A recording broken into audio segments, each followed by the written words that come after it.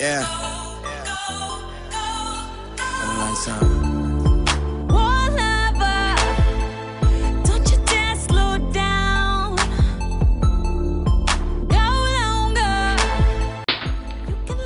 Hi guys, this is Thursday of week 2. I believe it's episode 9. We did chapter 7.3 today. I have one of my Sam mannequins here, and I have the other one on my bed, and I'm going to show you guys kind of like the angles and stuff of the cuts we did this week, because I haven't shown you guys anything yet. I'm still not going to do the spiral curls. They're really nothing special. They're not that hard to do after you start doing the barrel curls with the curling iron, which I showed you. It's pretty much the same thing, except you hold it vertically or on like a little bit of a diagonal. Hold the comb to protect the hair.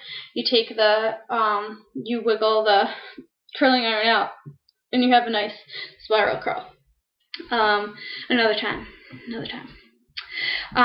Okay, so 7.3 went over draping, shampooing, and scalp massage. The safety, comfort, and protection of the client's skin, hair, and clothing are all part of the salon professional's responsibility and important considerations for overall client satisfaction. What I'm going to tell you right now is that if you're going to Capri, read the chapters in the book. It's a pain in the ass, but read the chapters because they don't go over everything in class, and they'll put questions on the test that aren't of information that you didn't go over. So just read it. It's a good idea. If you can read it the weekend before you go over it, it's better, or like the night before, read the section you're going to do the next day. Probably the best idea. Okay, so the purpose of shampooing is to cleanse the scalp and hair by removing dirt, oils, and product buildup. The hair must be shampooed as often as necessary with a shampoo specifically designed for the type of condition of hair. If the hair is not cleansed properly, an accumulation of oil and dirt can lead to scalp disorders.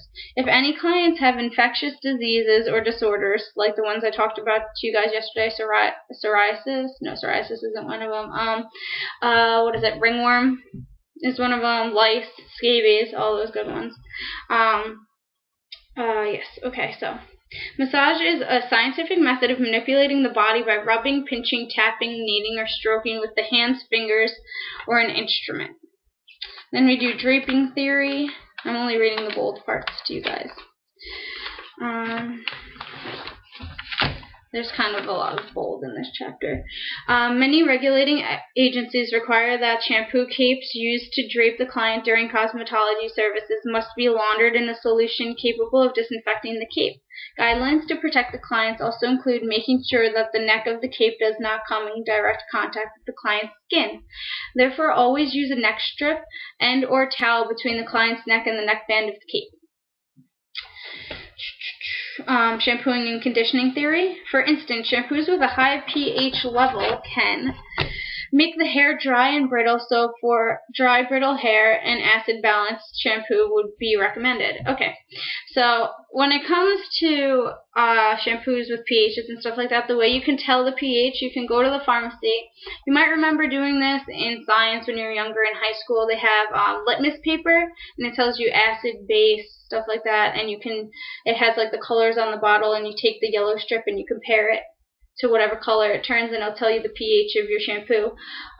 It's ideal for us to use a shampoo with a pH that's 5 or lower, actually, because the hair's natural one is 5 and water is 7.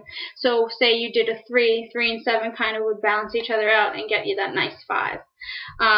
When we did the testing class, I think BioSilk and Redken were some of the better products, but those were specifically the types of Redken and BioSilk that those people brought in. So if you want to do any tests on your own, I'm sure litmus paper isn't that expensive. I'm looking into buying some myself. I just don't really have the time right now. Okay, so soft water is rainwater or water that has been chemically treated. Hard water contains minerals and does not allow the shampoo to lather freely. However, it can be softened by a chemical water softening process. So what comes out of the shower head, usually it leaves that white residue on the shower heads. That's hard water. There's not much we can do about that. I'm not distilling my own water at home, and I'm not putting a softener in it. Just every time I take a shower, I'll live with it. I'm fine with the way my hair's been coming out. Monitor the temperature of the water before applying the water stream to your client's scalp. So you want to put like a finger under the nozzle before you put the water on their scalp. You don't want to burn them. Always wipe up any water spill areas to prevent accidents that may occur if someone slips when crossing a wet traffic area in the school or salon. Brushing and combing. Prior to shampoo service, the hair should be brushed to remove tangles from the hair. Brushing also stimulates blood circulation to the scalp while removing dust, dirt, and product buildup from the hair. Usually brushes made from natural bristles are recommended. It is not recommended to brush the hair prior to a chemical service or if any cuts or abrasions are evident.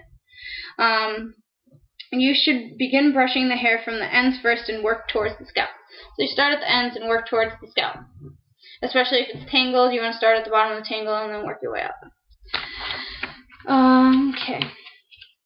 There's a lot of stuff in this chapter, so I'm warning you. This will probably be more than one video. It's length. Okay. Scalp massage theory. Scalp massage involves manipulations performed on the scalp to relax the muscles and stimulate blood circulation. Easy enough. When massaging the scalp, it is important to establish a soothing and stimulating rhythm when performing the manipulations. Maintain contact with the client throughout the manipulations to maintain a relaxing or stimulating experience. Carry out manipulations with firm, controlled movements to maximize the full benefit of massage and gain your client's confidence. Keep your nails at a moderate length to avoid scratching the scalp. You don't have to do that as long as you're using the pads of your finger and not your nails. Make sure that they don't touch the person's scalp. But mine are short because I read that and they told me today that you didn't have to worry about it as long as you don't use them. Okay, so now we have 5 basic manipulations of massage. Effleurage, which is light gliding strokes or circular motions made with the palms of the hands or pads of the fingertips, often used to begin and or end a treatment. Also used on the face, neck, and arms, and the effect is relaxing or soothing. Petrissage is a light or heavy kneading or rolling of the muscles performed by kneading muscles between the thumb and forefingers or by pressing the palms of the hand firmly over the muscles, then grasping and squeezing with the heel of the hand and fingers, generally performed from the front of the head to the back, also used on face, arms, shoulders, and upper back.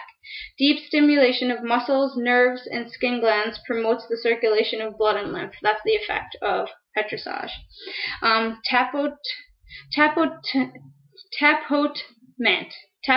Tapotement.